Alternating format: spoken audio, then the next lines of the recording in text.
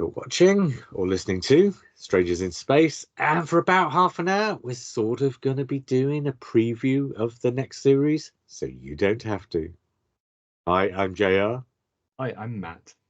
Hi, I'm John. So this week, the new issue of SFX has come out, and the thing about the next issue of DWM is it'll have episode previews of like the first 4 episodes, I guess, or something like that. But the SFX, I think, has more information. I've not seen it really close up, but there's kind of a summary been posted online of basically the 8 episodes. And actually, somebody's put together a summary. Somebody called, right, I should give this person credit. Somebody called Wazawa on Gallifrey Base has sort of put together a filming summary of everything that's been seen out and about on location for the second series too, and they've posted that on Gallifrey Base. So I think it might be worth going through some of that just in a more general sense to get an idea actually of what series 2 is looking like as well, or series, what are people going to call it, 15? I mean, they're calling it season 1 and season 2, aren't they? So I reckon we'll just go with that for now until something else beds in. Yeah. But first, Moffat tried to do that, didn't he, with his series? I don't think that was Moffat. I think that was the BBC. Yes. Whereas this time, I think it is Davis. So I think this time it's more likely to catch on. But I guess we'll see.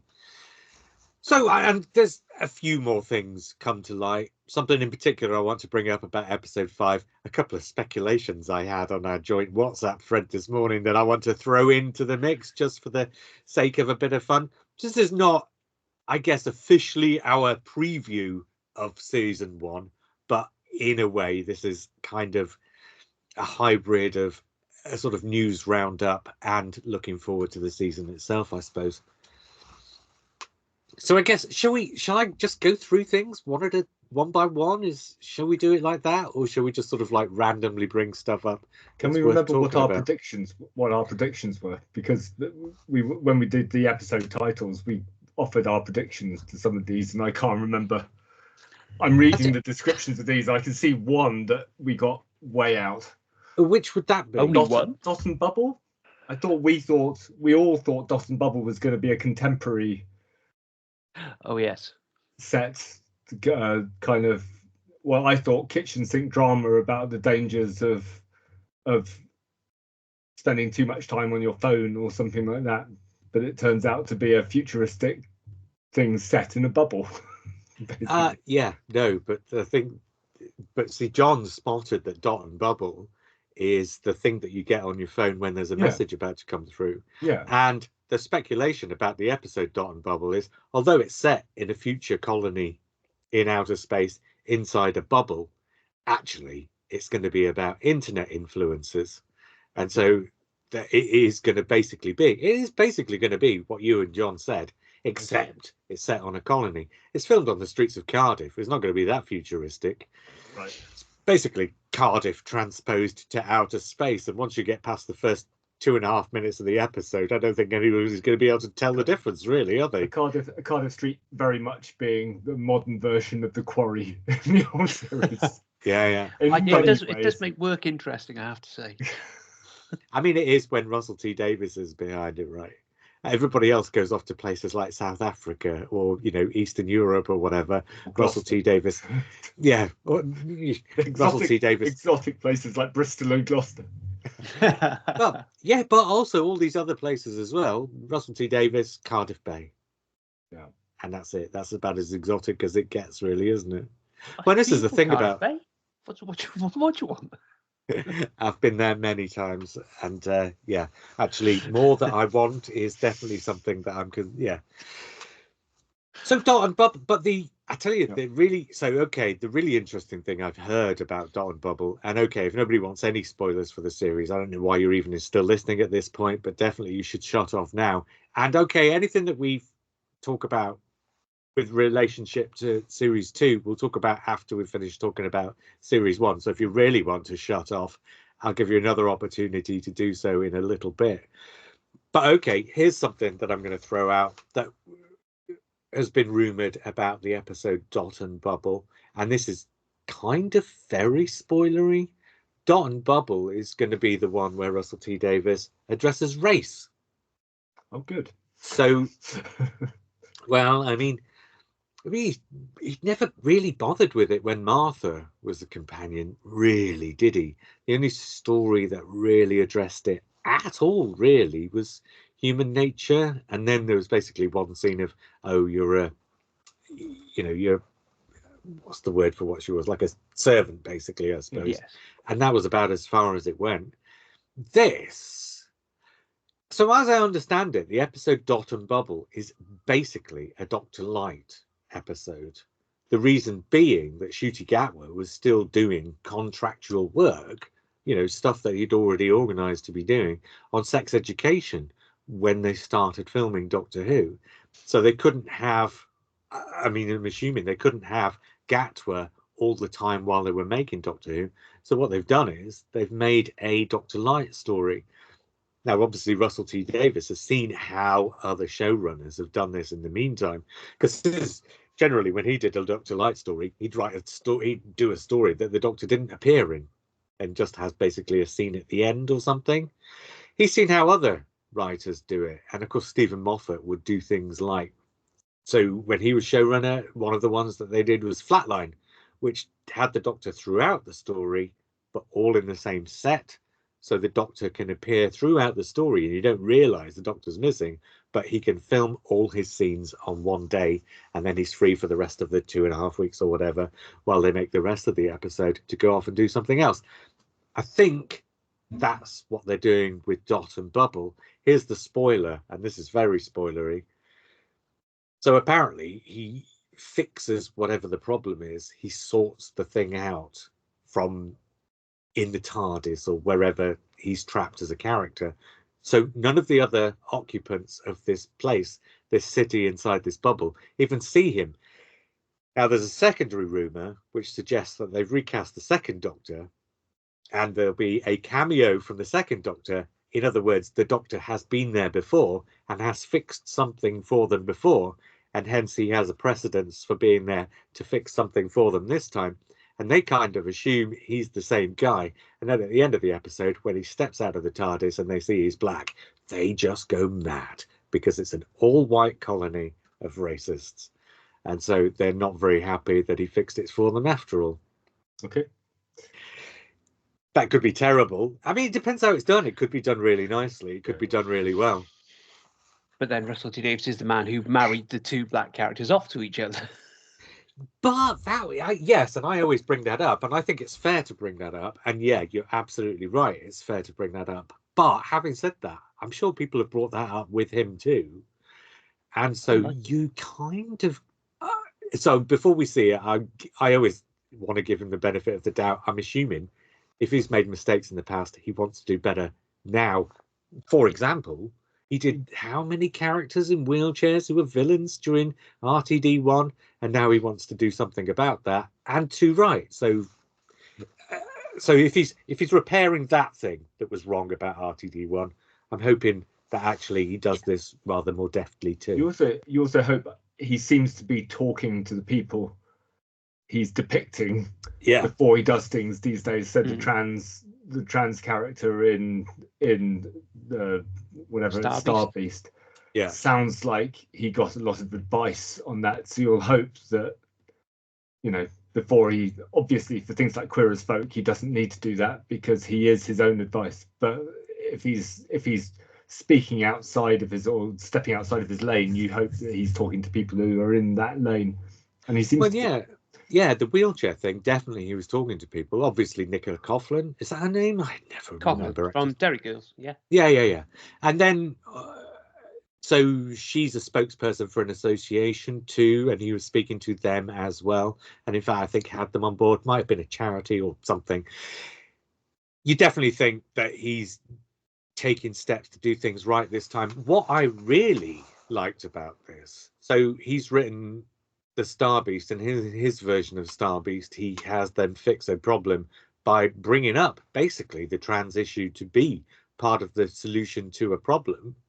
And then he kind of so in Wild Blue Yonder, there's not much, if anything, of that kind of stuff. But in The Giggle, that's kind of based around the idea of social media as well, being part of the problem that sets up the issue in the first place. Certainly Dot and Bubble is leaning into something of that. I don't think The Church on Ruby Road quite did, but there was, the scenes in the taxi and in the nightclub with the trans characters there too. So what I'm saying is, I think this edition of Russell T Davies certainly seems to be leaning into these kind of ideas, representation, sort of the culture wars, all this kind of stuff, a lot more than either he did before or that you might necessarily expect. And I think that kind of suits Disney quite well as well, because Disney have kind of been doing a variation on that with some of the stuff that they've been doing too. So, and it's the Marvel stuff and the Star Wars stuff has been accused of it. Whether it's really been egregious in the way it's done it, I don't think it has. But so the accusation is that Disney's too woke.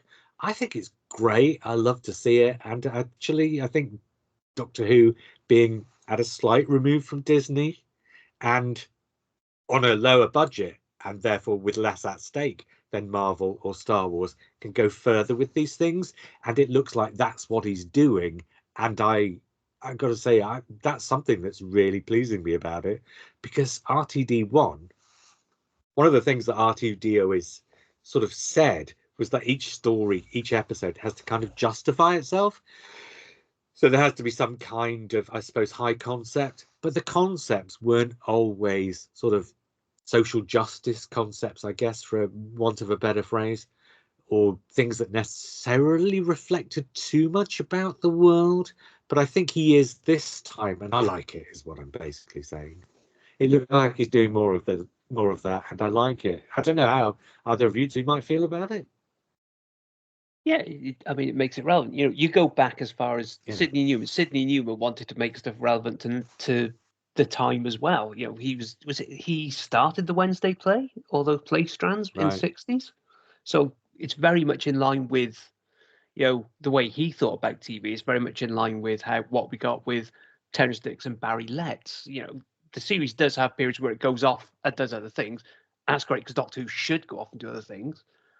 But I really do like it addressing contemporary issues. I think as long as it's not going specifically political, because Russell T Davies, his understanding of systems is not particularly great, shall we say? Not necessarily always, no.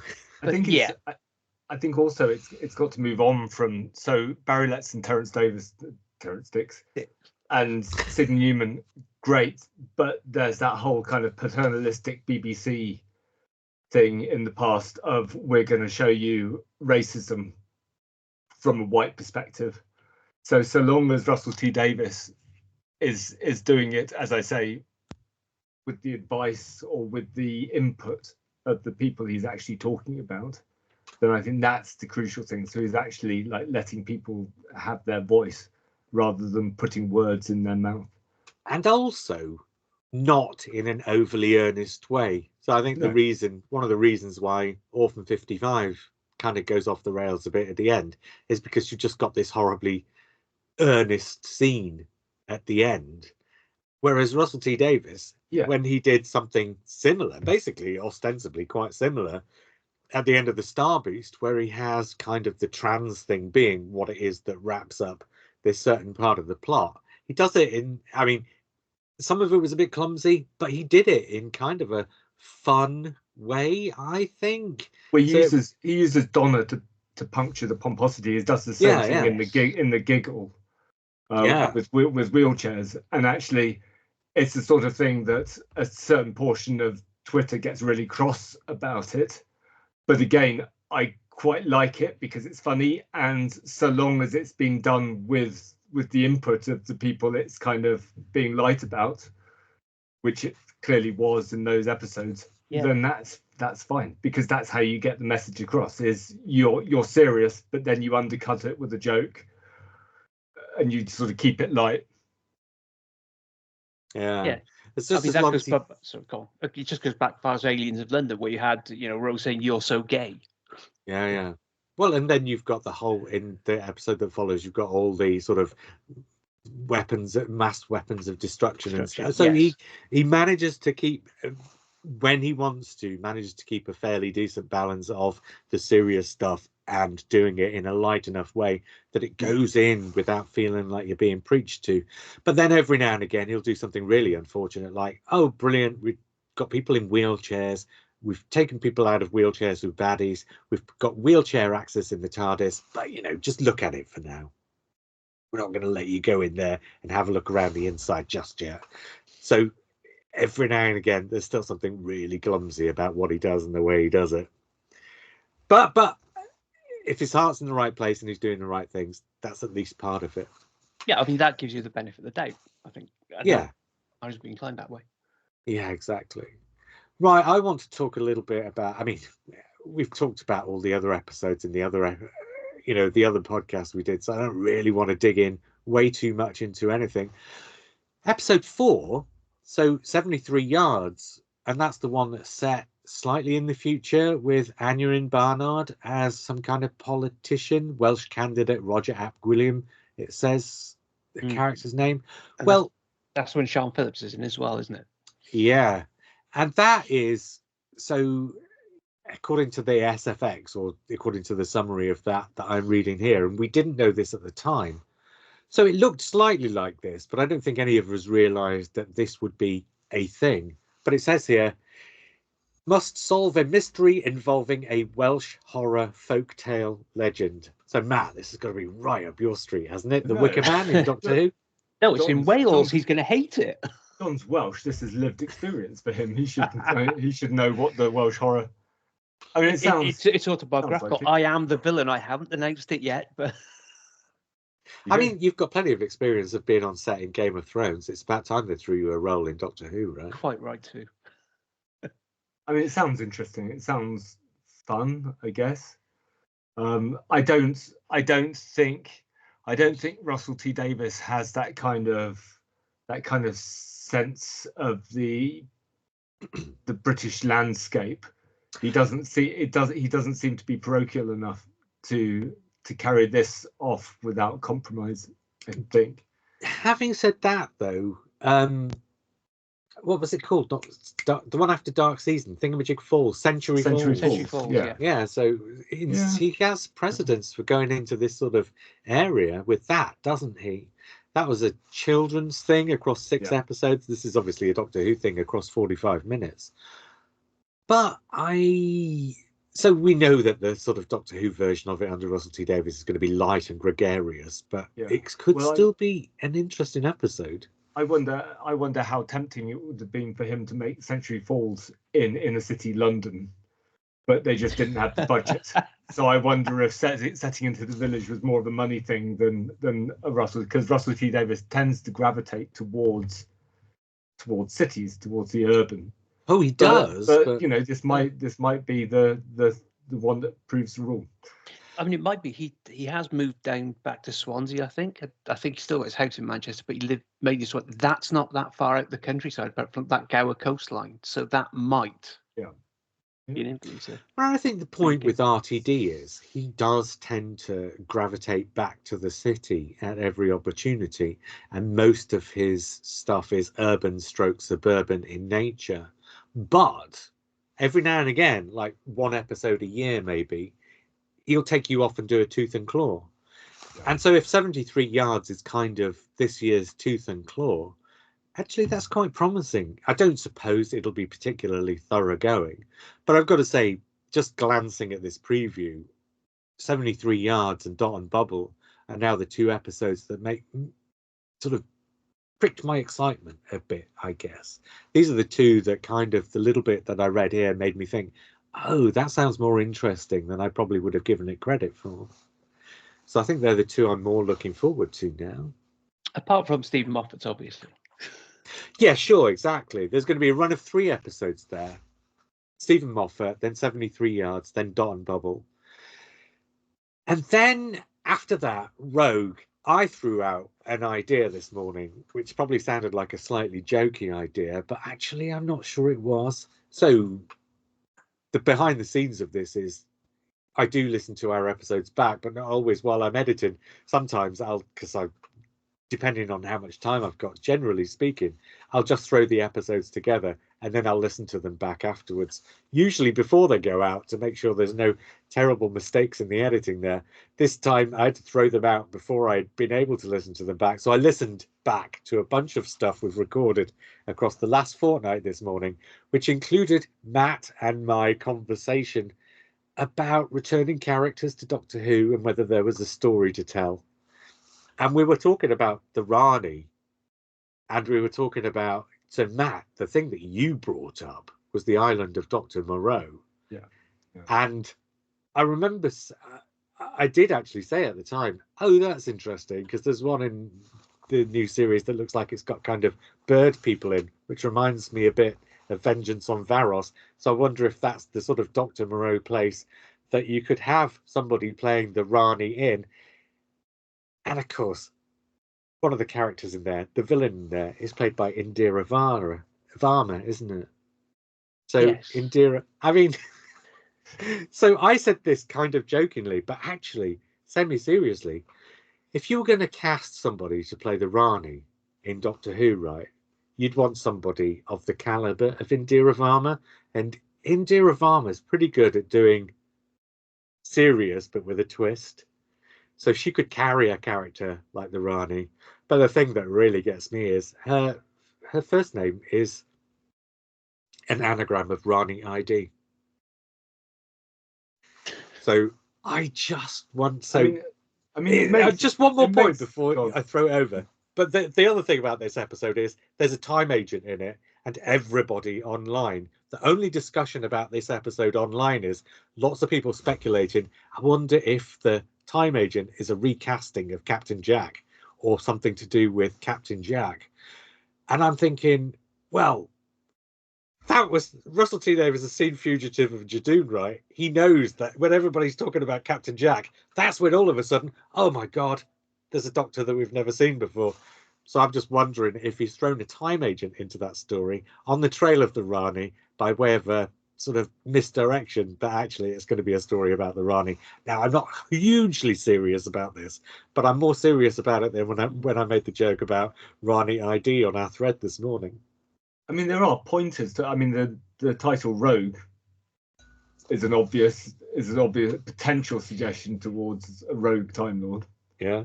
And if it's not Bridgerton crossed with Dr. Moreau with the Rani, then surely Big Finish must think about that, because it's a historical adventure. So the villain has to have some sort of, if it's a humanoid villain, then it has to have some sort of time travel element to it.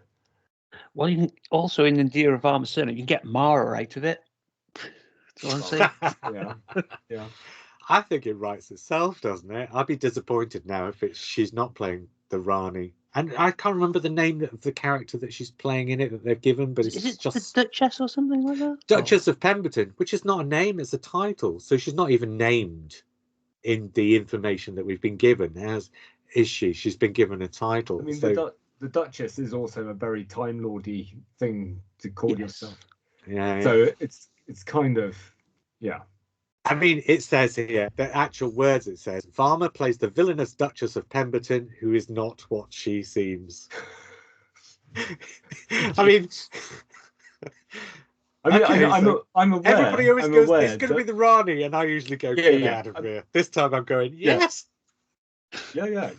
This could be the time when it could be the case. And you can get away with a much camper villain up against Shooty Gatwa's Doctor, I think, particularly given the footage we've seen from that episode. Well, that's it, isn't it? The Rani fits perfectly into an episode that's set during Georgian times with, I mean, lots of dance sequences and stuff like that with Shooty Gatwa in period costume, right? That works. It absolutely does.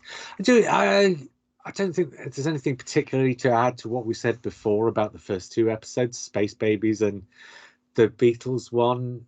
Devil's Called. I mean, the Beatles one is starting to sound a little bit more dull than it did before. I mean, there's no surprises in that the description in SFX about the Beatles one. If I was writing a Beatles Doctor Who story, then that's pretty much what I would put.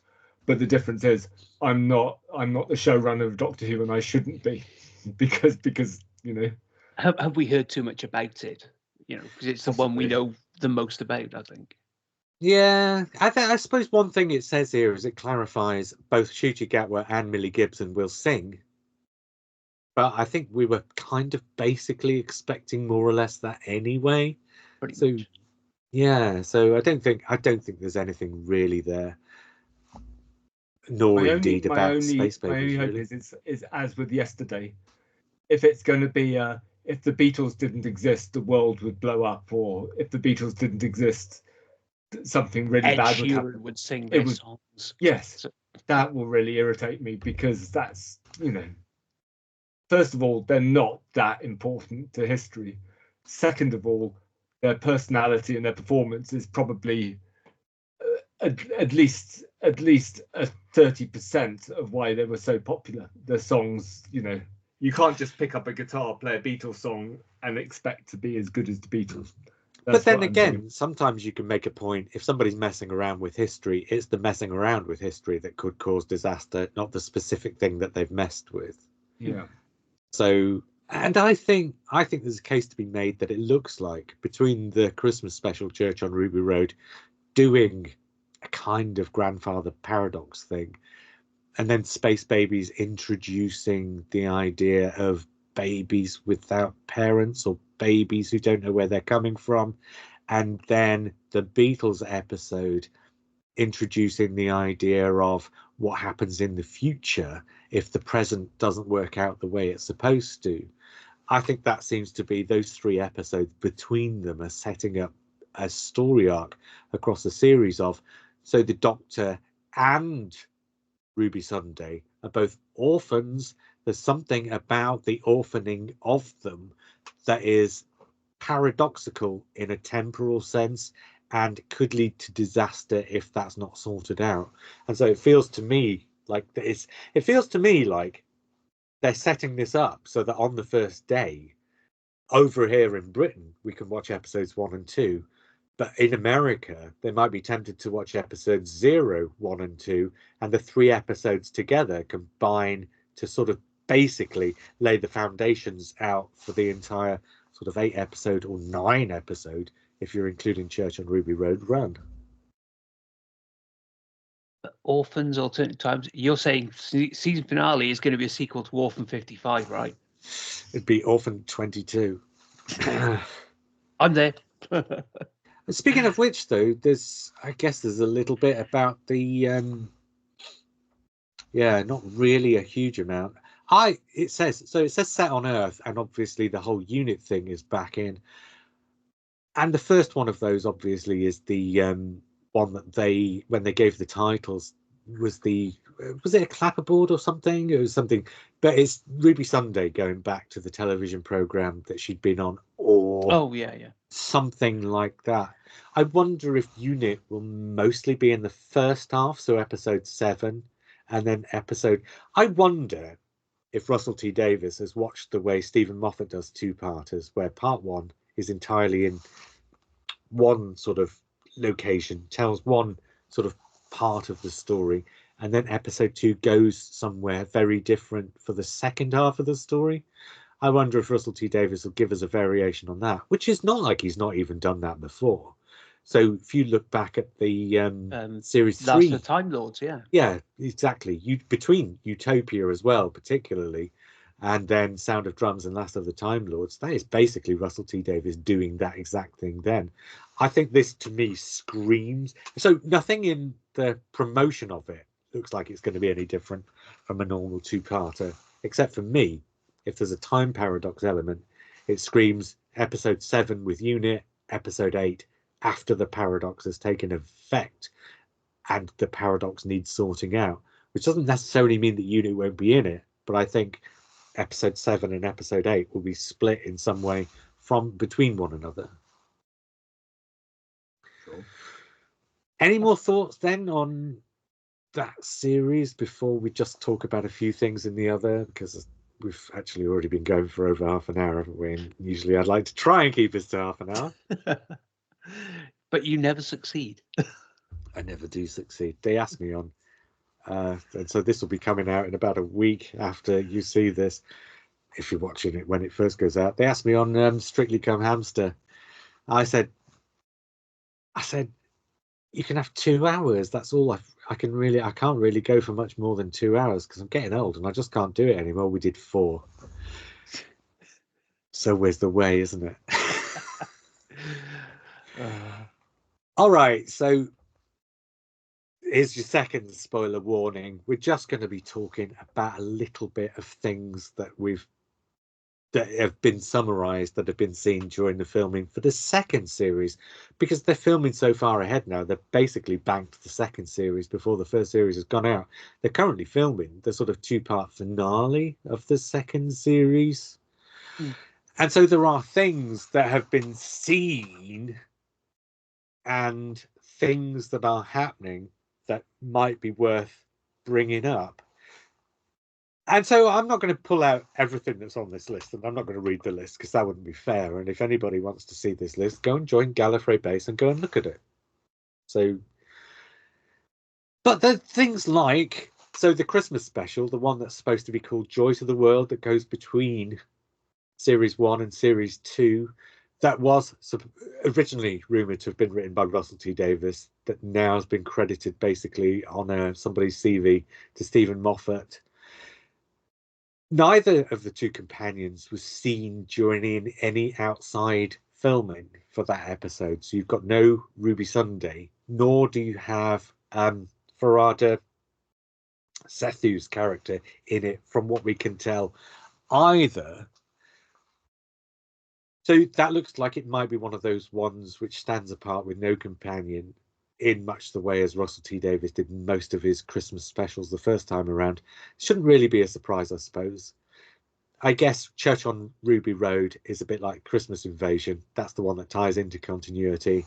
And then probably the Christmas specials that come afterwards are the ones that stand basically slightly aside from continuity.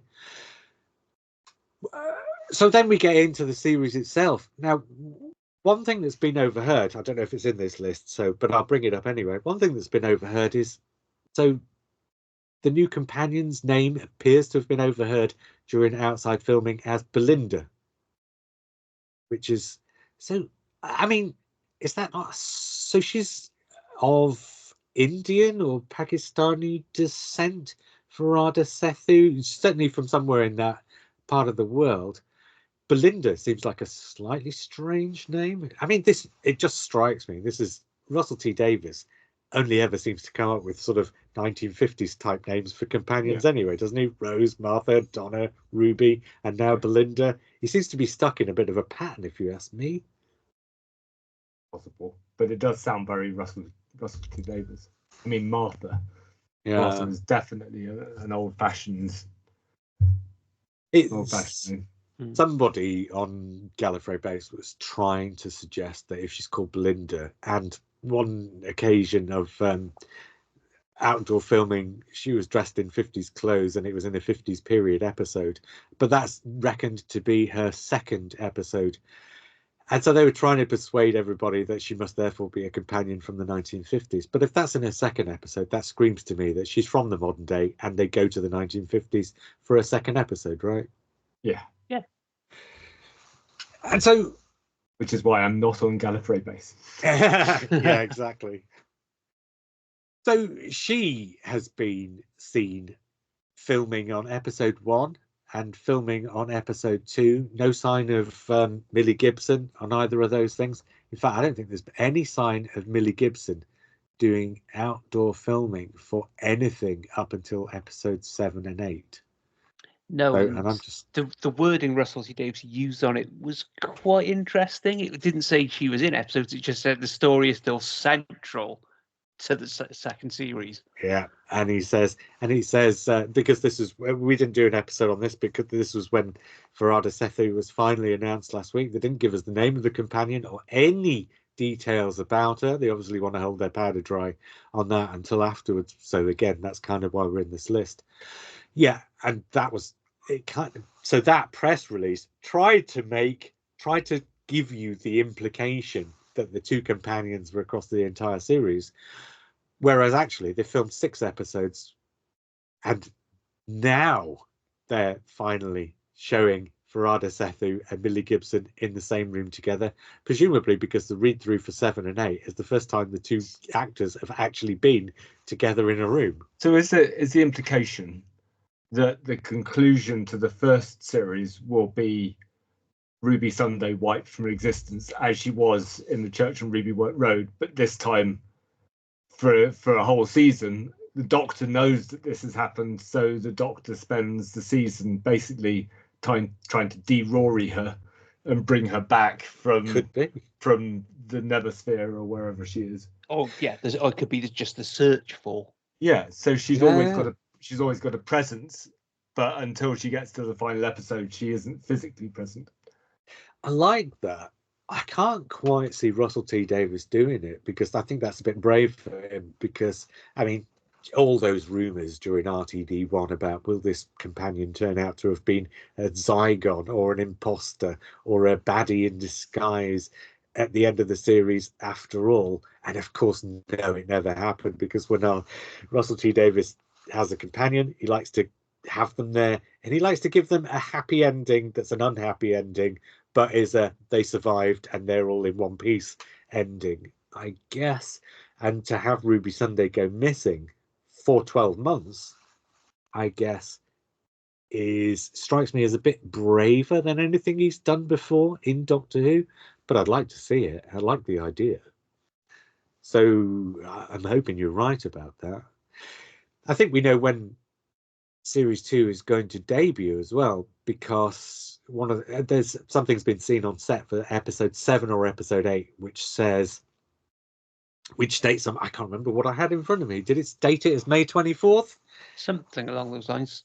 Yeah, which I think means that the series would either have to debut on the 1st or 2nd weekend of April of 2025 in order for that to actually tie in with the weekend at which that's set. Because we don't know if that's episode 7 or episode 8, and we don't know whether it's going to be a 2-episode drop on the first weekend like it has been this time.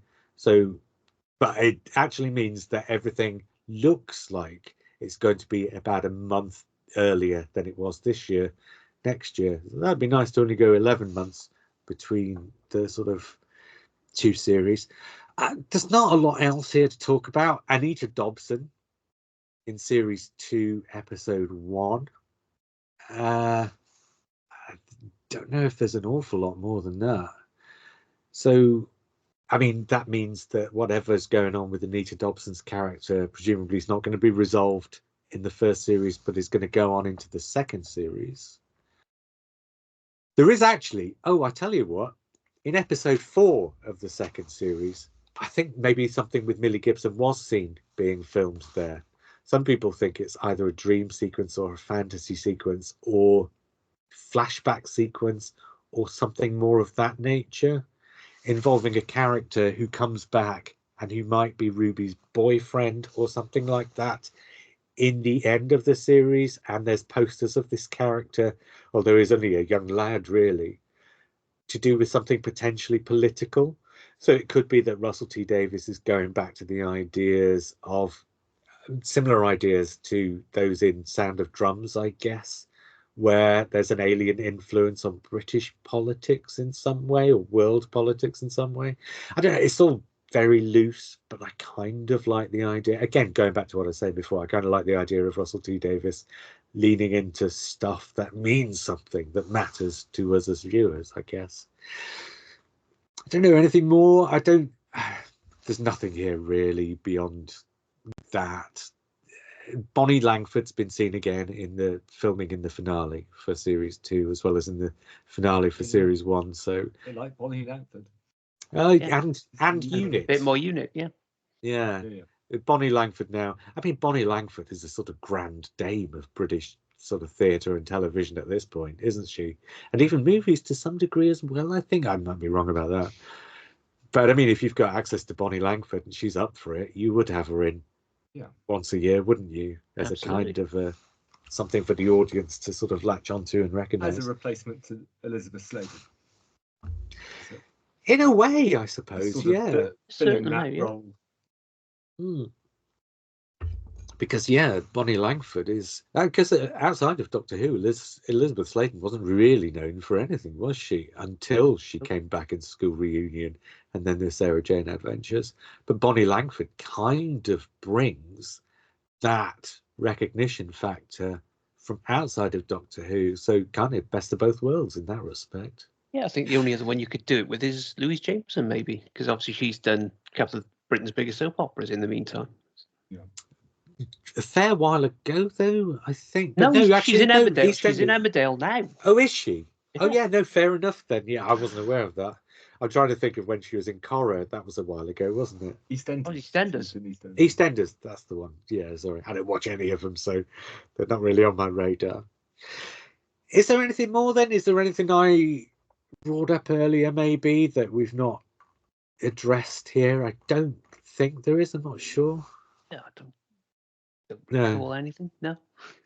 Oh, I tell you what, we could have a very quick word about the war between the land and the sea, or whatever the Sea Devils thing. Looks like it's been put back. Looks like it's been put back for the second time. Which isn't particularly unusual in television, is it, though? No, I was going to bring a couple of things up. One is the title, The War Between the Land and the Sea. It's been pointed out now that given what's happening in Israel and Gaza, they're not going to be able to go with that title, right? Yeah, that might be a bit dubious. So they're going to have to change the title. The other thing, and this kind of, because we had sort of some inside information that they were going to start filming basically on some kind of spin-off or something in 2023, and that didn't happen. And now filming is pushed back in 2024 as well. There's been a suggestion from somebody that because Disney Plus are tightening their belts, or just Disney as an organization, I guess, are tightening their belts, that some of the green lights for potential spin-offs have been either put on hold or just cancelled because of the belt tightening. And so maybe they want to see how Doctor Who goes before they green light anything. So it could be, I suppose, putting two and two together, I suppose my speculation is it could be that the whole Sea Devils spin-off thing has been put on pause until the first series is broadcast, so they can look at some of the numbers and work out whether they think it's worth it or not.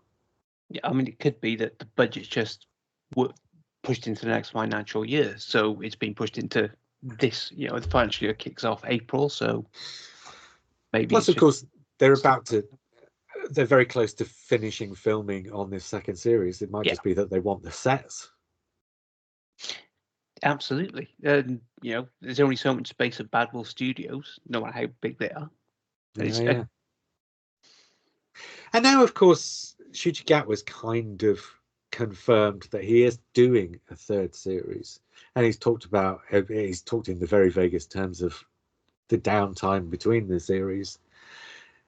And a lot of people are speculating that there might be a bigger gap in filming between series 2 and series 3 if he's talking about what he might do in the meantime, or if they're trying to squeeze in a spin-off in the meantime. I think the thing about the spin-off is it's only supposed to be 5 episodes against the 9 that they do of Doctor Who. So it might not need that much studio time anyway.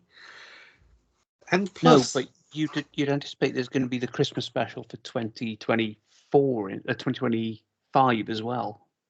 So yeah, but that's 9 episodes, and 9 episodes of 3 weeks or so per episode still only comes to 9 months. If it's 4 weeks an episode, still only comes to 9 months if it's 9 episodes. So that still gives you the 3-month gap. I'm saying that until or unless we hear that the gap is longer than 3 months, a 3-month gap is standard between series of Doctor Who, and that gives somebody like Ncuti Gatwa time enough to take a month off and do a movie, because most movies shoot in a sort of, I think the average for movies is about 60 days with the actors. So 3 months off would give Ncuti Gatwa time to take a month off, have a holiday, and do a movie. or potentially do a month of rehearsals for a 2-month run in a play. So I'm just saying, until or unless we hear differently, I don't actually consider that it necessarily will be a different break. I think he's just talking about the standard thing that actors do in the break between series on a television programme. Any more thoughts then, or is that it for now? And perhaps we'll come back in a couple of weeks when there's a new edition of Doctor Who magazine, when there's even more trailers and everything else, and do yet another preview of what we think is going to be happening in the, because I think until it comes, there has been a much longer gap between series of Doctor Who than we've had since before 2005, frankly. So I think there's room to talk about it. I think people are interested, aren't they? So I guess we'll probably do this again in the meantime. Until that happens, then, I was JR. I was Matt. And I was Jon. And we will speak again soon.